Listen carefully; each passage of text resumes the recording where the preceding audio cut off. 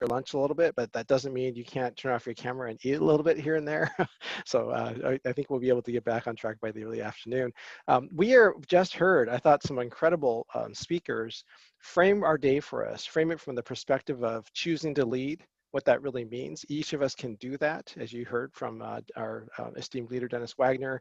We learned about state and local issues that relate and tie very much to the work of comprehensive medication management and this collaborative. Let's now drill down to how this translates into an actual operation. This section we've titled the CRMC Journey of Progress, Challenges and Successes. And here we're gonna hear from the people that actually make this work, the health plans, the pilot teams, and even a patient. So I'm not gonna take much time framing this up, just to let you know, again, I just said what you're going to hear, what we've accomplished between the last learning session that Remy just mentioned and where we are today, hearing from these three major stakeholders. Again, this was the idea. After that last learning session in 2019, we're going to hit the ground running and make this happen. Well, it's a little harder than that, right? There's a lot more to it. So I promised you I'd revisit that chart of those 10 items that we set out to do, for instance, the last learning session. We indeed did create a pretty stringent process for selecting pharmacies to be a part of CRMC. That's been completed. It's pretty much formalized at this point. We launched into a very intensive training, which I think you heard Eddie talk about, for the pilot sites. We had live sessions, multiple, we had patient actors, we had webinars going on. Things are flowing. In January, we were looking like this. We were thinking, hey, this is really moving along very nicely. February, March start coming along. And then, yeah, things happened, right? We hit the lockdown, and it really felt like this. We had this great, slide we were going down, and it kind of hit the skids. And the next few months was a little bit of concern, right? We were hearing things like, not sure this program can continue, not sure what the budget looks like post-COVID, a lot of nervousness. And what I've seen more recently is the plans have really doubled down in terms of resources and efforts. They believe in it. The teams are committed. So yes, we've been challenged, but I've been really impressed with the plans, the teams, and everybody involved and their commitment. So moving forward, we've had many, many conversations and discussions and planning for how to target patients, how to best enroll them, how to best engage them. And then also, how do you facilitate that partnership between the physician and pharmacies? I mean, if you're going to refer 25 patients to a pharmacy, that can be 25 different physicians, or can you get a medical group or an FQHC to partner? That's what we're focusing on now, and it's working out pretty nicely with many sites being able to get a CPA in place as a result. The plans, each IHP and LA Care adapted their own value-based payment model for their initial populations. That's been completed at this point. We have a QI dashboard and tools that we've developed for our teams, thanks to our fellows that are part of CRMC. And then we're on to the things that are ongoing, the learning sessions, the one-on-one coaching. Connie is a super coach. She's been meeting with teams every single week, and it's paid off. She has been able, with Hannah and others involved, to identify specific needs that each of the teams has. And then we've launched special trainings, comprehensive medication management. Today we end that series with the breakout in the afternoon for our current teams. And then how to deliver remote care. Remember, once the lockdown occurred, the question became, does IHP and LA Care still want to pay for this service if it's done remotely? And they both said yes. And fortunately, we've had some experience in providing remote care, and we're able to share some of the experience with this team. Pilot programs have launched on the LA Care side. We've been at it for a month or so, somewhere around that range. On the IHP side, we start next week. Really exciting. So we're seeing very rapid cycle improvements in terms of how these are being deployed. Our fellows, again, have helped put together toolkits and resources, some of which Connie spoke about a little bit ago. We've asked a lot from our teams, webinars every week, right, for quite a while now, going through not just CMM training, but complex case reviews and journal clubs. We thought we'd be holding off on spreading awareness of this work, but we've already started that as well. So we have a three-phase sort of PR rollout that involves IHP and LA Care that starts next month and continues on to next week. And we're still aiming for that full rollout of the program to other pharmacies in early 2021. So this is what we've accomplished over the last year or so. And it's been a lot of work. And I'm going to actually hand that off to now our esteemed speakers to give you sort of the inside scoop on how this all happened. Our first is Dr. Alex Kang, who's the Director of Clinical Pharmacy at LA Care Health Plan. Make sure I stop sharing. He's done an awful lot of leadership work in managed care. Currently, he oversees clinical programs, formularies, and pharmacy prior authorizations, appeals, and grievances for LA Care. The mission of his health plan is to provide access to quality healthcare for LA County's vulnerable. Is that easier? Okay, I think someone forgot to mute. I think we're okay now. I lost my place. Vulnerable and low-income communities and residents, and to support the safety net required to achieve that purpose. Dr. Kang is a graduate from UOP, completed a residency in managed care at HealthNet. He has really been in all sorts of different positions, which I think is what makes him so good. I'm always impressed with his ability to understand managed care challenges and come up with solutions very quickly, very efficiently. He is a board certified pharmacotherapy specialist in ambulatory care and geriatrics as well. He doesn't consider himself a clinician, but I would challenge that. He solves clinical problems very adeptly. Currently, he's pursuing an MBA at UCLA Anderson School of Management, but he refuses to chant the 8 claps because he attended USC as an undergrad in chemical engineering and chemistry. Thank you so much for that, Dr. Kang. So with that, I am going to hand it off to Dr. Kang, who has a changing virtual background and will be sharing. Yeah. Can you guys hear me? Okay, so my background looks like a golf course, but it's a really nice background, you know? So if I have to duck, because a drive is heading my way, it's because it's that virtual. So thank you everyone for coming. My name is Alex Chen. I'm the Director of Clinical Pharmacy. And you know, at LA Care, what we really strive for is to help our community. You know, like what I like to tell people is, and excuse the glasses because I have transition glasses, so like it looks like I'm trying to not show my eyes, but I can't help that. But what we're striving for is to help our community and just the wide population that LA is. You know, LA County goes from, you know, Lancaster, Palmdale, South LA, Pomona to the Valley, and it's just a very diverse population. And that's the challenge of LA Care is how can we help this population immediately? So, you know, the first things, you know, as a health plan we do is that, you know, of course we have providers just like everyone else. We have doctors all around the county, and we have a bunch of FQHCs. And the first thing we did was, okay, hey, let's train our doctors and mid-level practitioners on insulin titration. You know, one of our biggest needs we have is diabetes. So we started going around making you know, appointments to FQs, train these doctors, 1-hour sessions. We go through everything. At the end of the day, a lot of physicians and mid-level providers, the nurse practitioners came to us and said, look, what you taught us is awesome. Titrating diabetes, but this is going to take me 30 minutes. I work at the FQ, or my practice is we have so many patients that I only have 5-10 minutes max, and there's no way we can do this. So I brought that back to our leadership at LA Care and said, what can we do? And the first thing when they asked me, what can I do? And the first thing I thought of was, boom, we can have pharmacists do this. You know, like the sad thing that I find about pharmacy sometimes is that as pharmacists, we're always told, okay, like, you know, when I was going to school 10 years ago, and then some of you went to school 20, 30 years ago, and we were always told, hey, AmCare's the way. You know, they changed our degree to a PharmD instead of a bachelor's degree, and they said, we're going to do all this clinical stuff. And it never happened, right? We know it never happened.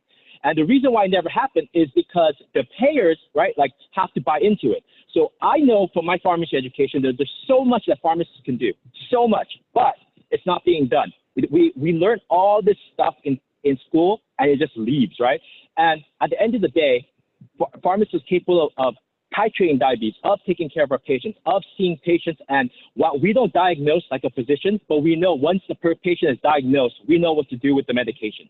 And that's where the community pharmacists step in. LA County is kind of near and dear to my heart because I did grow up on Medicaid. So growing up on Medicaid and having these challenges of seeing, you know, my parents not being able to see a doctor properly unless they saw a Korean doctor because they only spoke pretty much Korean.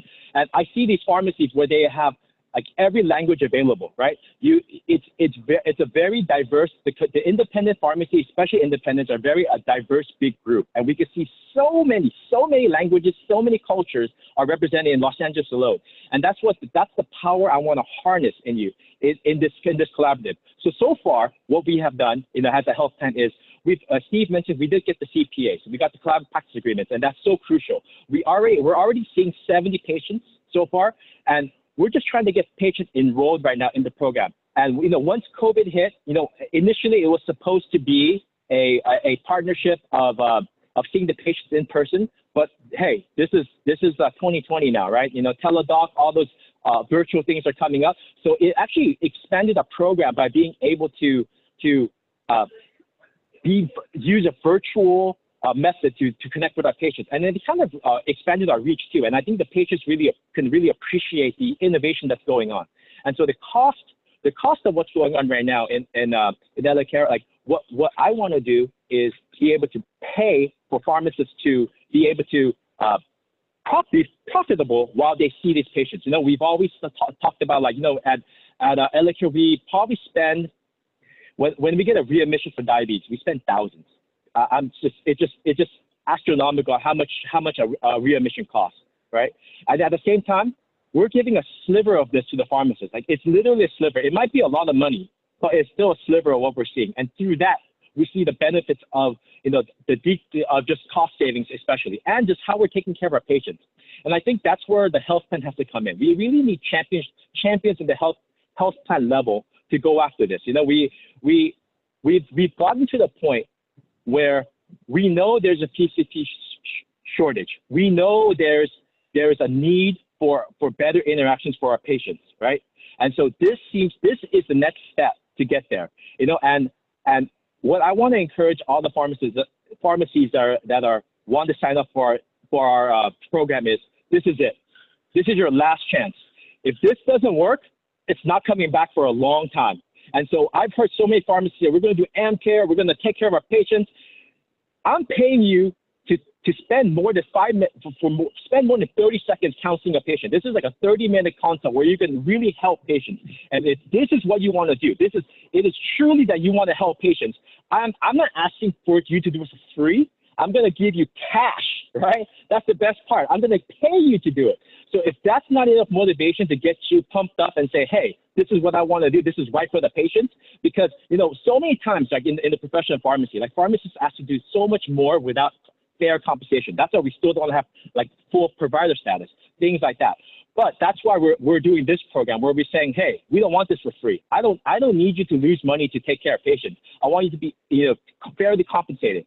And I think the approach that USC, that CRMC is taking is the way of the future, because we need to innovate, right? Because we've seen the profession, so many pharmacists, so many schools, so many things happening right now. And what we need is to innovate in our specialty and make sure there's people out there that are taken care of and they show the value that we can bring as pharmacists. So let's use that education that we've been getting for the past 20 years. Maybe some of you are so old that it was, you don't remember, but we'll help you. That's why we have these meetings, once a week meetings, to get the clinical aspects on spec.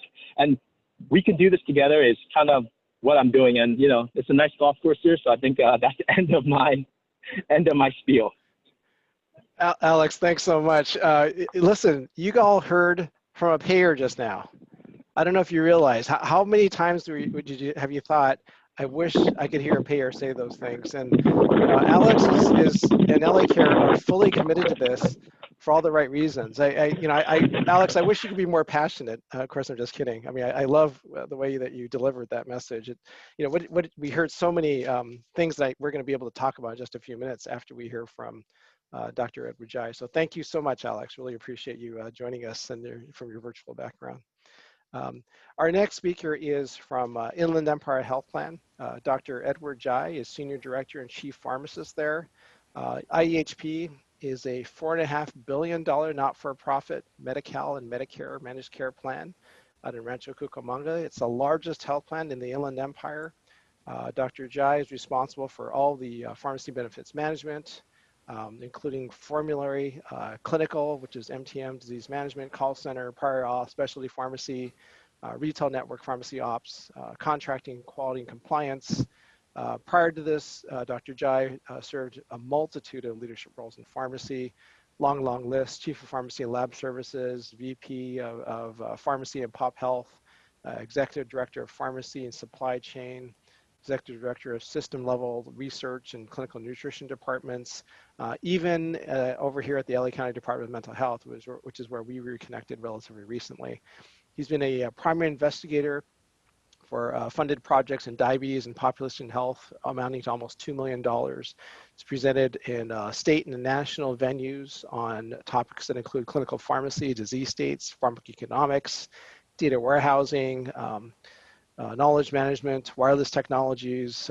He's managed to survive 8 years as an officer in the U.S. Navy Reserve Medical Service Corps. His military honors include 5 Army Achievement Medals, Army Commendation, Navy Achievement Medal, and a Commander's Award. And in his spare time, he runs a church. He's a remarkable leader, friend, and I'm so grateful that he's able to share his the vision of how IHP aligns with California Right Meds Collaborative. Dr. Jai. Well, thank you, Steve, for that introduction. And I also wanted to say thanks to Alex, too, for that passionate just advocacy for what we are trying to do with comprehensive medication management. As Steve mentioned, we are a definite, strong, supportive partner for the California Right Meds Collaborative, and it's an honor to be able to be part of what I think is the road to the future of our profession. And I would even say it's a critical road that we all have to travel in order to produce the optimal outcomes that we want for our members. Next slide. So what I wanted to show in this slide was some of what I think Steve was alluding to as some of the big reason for why we're here, and in particular for IEHP. Many of you, of course, are familiar that we have challenges in Hedis, Medi-Cal Hedis measures. As you may know, Hedis stands for the Healthcare Effectiveness Data and Information Set. It's used by employers and individuals to actually judge how a plan is doing with regards to care. It was created by a National Committee for Quality Assurance. We have specific Medi-Cal Managed Care Accountability Set measures that's a subset of Hedis, and we are actually held to penalties if we do not meet a certain percentile with regards to Hedis measures in achieving those things. And we'll get into some more detail soon. And California Medicare Medicaid plan, as IHP represents, also has a Hedis subset that we're accountable for. And so what is that? Let's look at the next slide.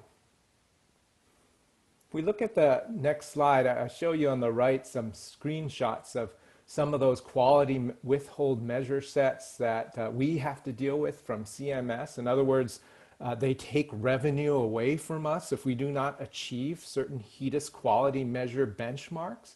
And also you'll see the MCAS, or Managed Care Accountability Set measures there on the right. Basically, those measures will boil down to things like hypertension. CBP is the acronym for control of blood pressure. And diabetes, so that's comprehensive diabetes control, CDC. Asthma medication ratio is that acronym description. And depression too, antidepressant medication management. There's several measures on that, 2 measures for acute and continuation follow-up. So there is, of course, very strong ways in which we can participate as a coalition and pharmacists, pharmacy teams that include pharmacy technicians in improving those gaps in these measures. Let's go look at the next slide to see some of the gaps that are specific to our health plan. So this, what you'll see, is some measures that were done over the prior year measurement year. As you can see on there, there's plan all-cause readmissions, there's controlling high blood pressure, as I mentioned earlier, follow-up after hospitalization for mental illness. If you look further down, you'll see another medication-related one, medication adherence for diabetes medications. So we are being actively measured year by year, and a lot of thought, a lot of energy, and sometimes a lot of angst is put on the shoulders of health plan team members with regards to how we can contribute. And as Alex mentioned earlier, and we've heard from other speakers, we have a large role in improving those gaps. And this is our time in order to advance CMM, for instance, and other clinical pharmacy measures of importance so that we can prove our value as a profession. Let's go to the next slide. So where are we going? As a health plan at IEHP, we've decided to move forward on our roadmap towards making sure that we achieve the highest utilization of the pharmacy personnel's license as much as possible. We heard about recent legislation of 2013. I hope to see more of that coming with regards to advancing and recognizing clinical pharmacy and what we do as a team to improve healthcare of members and providers. But our particular roadmap includes items such as medication therapy management, where we're advancing insourcing that for IEHP, comprehensive medication management, of course, and recently telehealth and remote patient monitoring, which I'll spend a bit of time on. Next slide. So what you can see here is a depiction of our particular pharmacy roadmap at IEHP. We had conceived that in 2018. And with that roadmap, you'll see some things highlighted in red, such as those items I mentioned just in the prior slide, medication reconciliation as well, there on the upper left, and MTM, as well as the coming CMM pilot that we're on the eve of actually implementing right now, and other things that would support our roadmap into 2021 and 2022. Next slide. In particular, I wanted to focus on this. I'm sorry, this is kind of an eye chart here, but if you have the slides later on, the exciting thing about what this represents is that IHP has been investing in what is called lean and value stream events. And what we mean by that is that we have an approach towards process improvement called lean, based upon the Toyota production system and that Japanese approach towards process improvement. And a lot of you are familiar with that in healthcare, but at IEHP, taking those concepts and creating improvements in how we take care of members ultimately and support providers. This is a representation of the most recent birth of a value stream called integrated care value stream. Next slide. What you'll see there is we've actually in this value stream invested in some thought around how do we take the populations of higher risk, which represents the top horizontal there, that is blown up a little bit more, the growing risk population and the lower risk members. And what you'll see in that blown up section is that we decided once we have stratified our members into these categories, that the higher risk members, for instance, that are appropriate to get medication therapy management and chronic medication management are actually funneled into those programs listed there. Some of the things, of course, that we'll always want to get for our members, especially as they get discharged of hospitalizations, would be, say, medication reconciliation, which you'll see over there. We starred the MTM, CMM. We starred this thing called the CVVIP-ICT. That stands for the cardiovascular, very important person, interdisciplinary care team model. And the exciting thing about that is pharmacy is being integrated into these value streams very actively. The recognition, of course, being the highlight of pharmacy being impactful and necessary for optimal outcomes, especially those related to medication management. Next slide. So what will be different in this value stream approach where pharmacy is integrated? It's going to be an integrated medication management strategy by risk, as I mentioned earlier. There will be high-touch interventions where we'll be using enabling technologies that will enable us, for instance, to use FaceTime, instant messaging, remote monitoring. So that's where remote monitoring may come in and be important, especially in these times of COVID. Next slide. So I highlight this because it's exciting when, after we have a value stream event where we identify a new integrated workflow, for instance, in this particular value stream, we have to build a calendar of events to get to the goal state.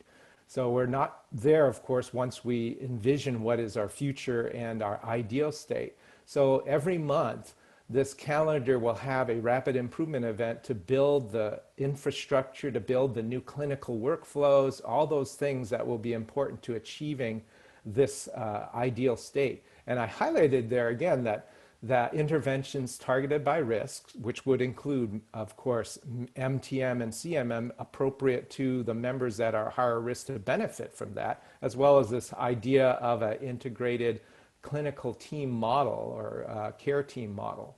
So management of medication strategy by risk, high touch interventions such as remote monitoring. Next slide. So just a real quick, again, reminder of what telemedicine and remote monitoring are. They're a little bit different. So telemedicine is the delivery of any healthcare service or transmission of wellness information using telecommunications technology.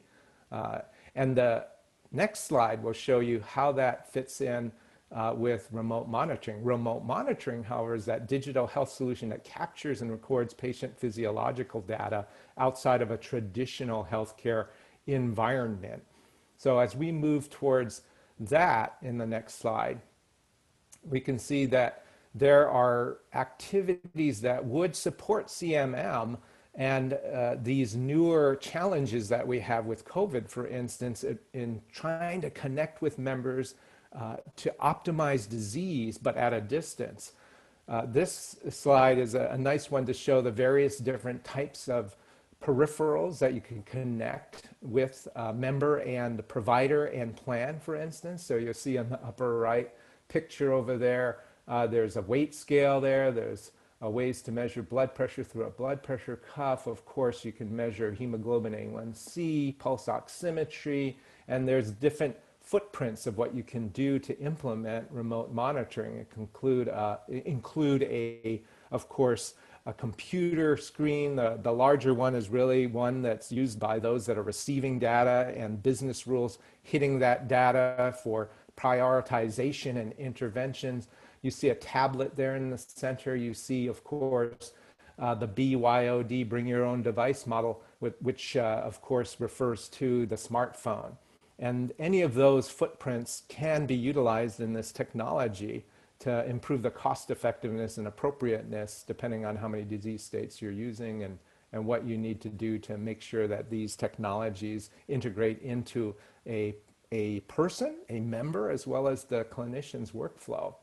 The advantage of these remote monitoring technologies now is much more impressive than, say, even 3-4 handful of years ago. Real-time video, phone, texting, structured text, queries, questions, streaming educational content, symptom surveys. If you can imagine a member having their own device connected to Bluetooth that's enabling that blood pressure monitor to receive that information directly, instantaneously, and then through a cell network to the clinician.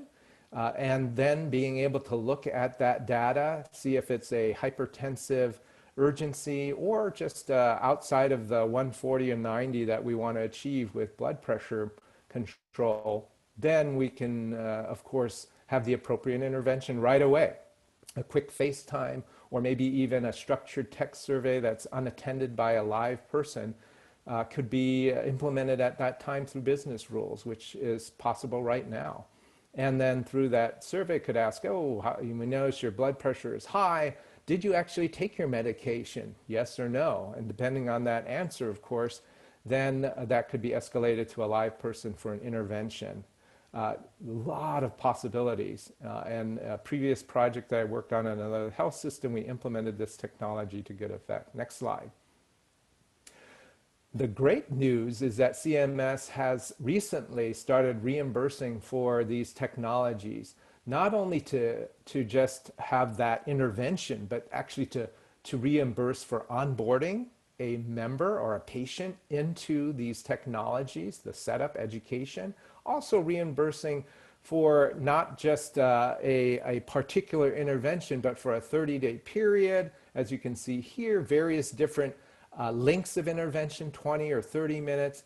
These things are actually a good news for those that want to really have a cost effectiveness of this model that includes a revenue generation. Next slide. Here is some information that I think is very compelling with regards to the specific use of remote patient monitoring technology and the pharmacist. In this particular study, you can see blood pressure control, that line in yellow in the second bullet, greater than 70% of patients, whereas the usual care was at 45 to 57% control. It also highlighted, and I put the bullet there, increased patient satisfaction. So not only were these technologies useful for control, but also useful for connecting with members or patients. How exciting. And when we have been exploring these technologies for IEHP, those both are very important to the core values of our health plan. Next slide. What you'll see here is a nod to the fact that remote patient monitoring is definitely becoming a larger part of digital strategy. There are anticipated more and more applications being developed for remote patient monitoring and integrating technologies into interventions that go beyond, say, chronic disease management. And as you can see here, I give a shout out to the smart devices, Apple Health, there's Google Health. We don't know where that's going, but certainly we see things happening in Samsung, even in Samsung Health. And so what you'll see from this slide is the fact that we have more and more development, even in the technologies that are being invested in. And that Global Healthcare Report on the lower left-hand side highlights some of those. Next slide. So what you can see here, though, is we have in our pharmacy department a roadmap. And I want to give a shout out especially to Mike Blatt, who actually put this together with Brian Meadows, our lean consultant. And he describes here this hero's journey. And we are indeed, thanks Mike for just pointing that out, on a hero's journey, I think, in order to achieve better outcomes for our members, better support for our providers and what they need to do and how we can integrate pharmacy into the team environment.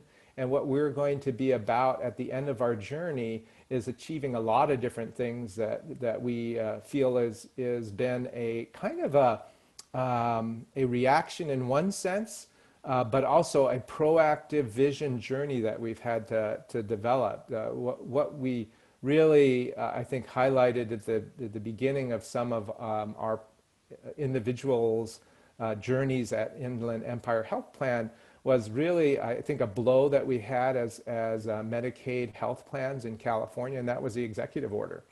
The executive order was a shock to us in so many ways with regards to how the state wants to move claims processing and prior authorization processes centrally to a one PBM model, and we had a lot of staff that was concerned, and I was concerned, and we had